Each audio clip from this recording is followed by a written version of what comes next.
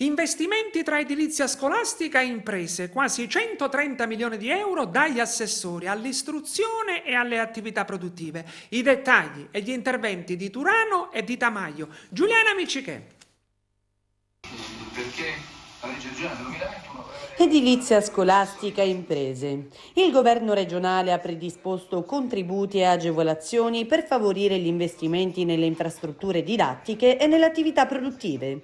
Sono 44 le opere di edilizia scolastica selezionate da eseguire in Sicilia entro il 2025 con i fondi del PNRR pari a oltre 91 milioni di euro.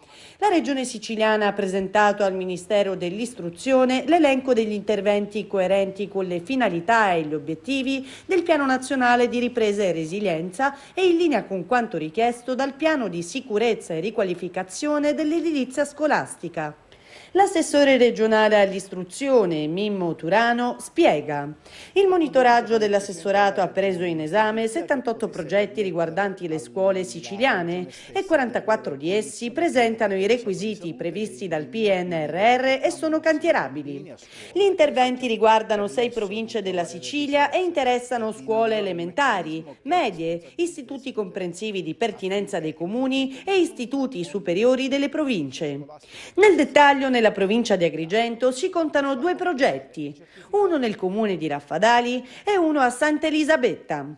E poi 2 nella provincia di Enna, 9 nel Catanese, 15 nella provincia di Messina, 7 nel Palermitano, 4 nella provincia di Ragusa, 2 nella provincia siracusana e 3 nel Trapanese. Le opere consistono in una nuova costruzione o dismissione di edifici scolastici, adeguamento o miglioramento sismico con vario indice di rischio, efficientamento energetico e messa in sicurezza.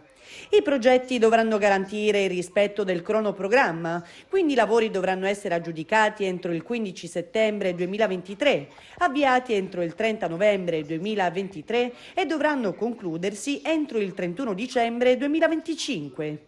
Infine, il collaudo finale dell'opera è previsto entro il 31 marzo 2026.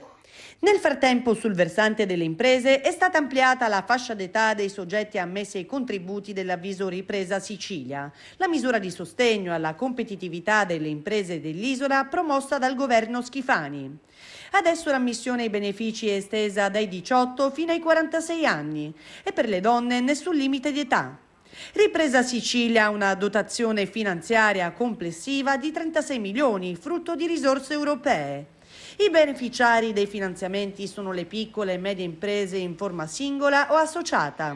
Il contributo sarà pari al 75% dell'importo della spesa considerata ammissibile.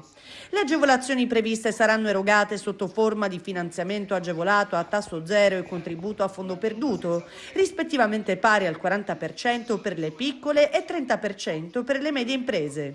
Sono ammissibili programmi di spesa da un minimo di 400.000 euro a un massimo di 5 milioni. E l'assessore regionale alle attività produttive, Edi Tamaio, commenta: abbiamo ascoltato gli imprenditori, a cui è rivolto il nostro impegno, e siamo giunti alla considerazione di modificare i criteri di ammissibilità al bando per andare incontro alle loro esigenze. Siamo molto fiduciosi sull'efficacia ed efficienza di questo strumento finanziario, che è uno dei tanti interventi messi in campo per il tessuto imprenditoriale dell'isola, insieme al bonus energia, misura volta a contrastare il caro bollette e a incentivare l'adozione di sistemi virtuosi di approvvigionamento energetico. Il soggetto attuatore della misura sarà l'IRFIS, l'Istituto Finanziario della Regione. Le istanze potranno essere presentate online sulla piattaforma dedicata, attiva dal 1 di marzo. Di cui ho parlato poc'anzi sono delle misure importanti per le aziende.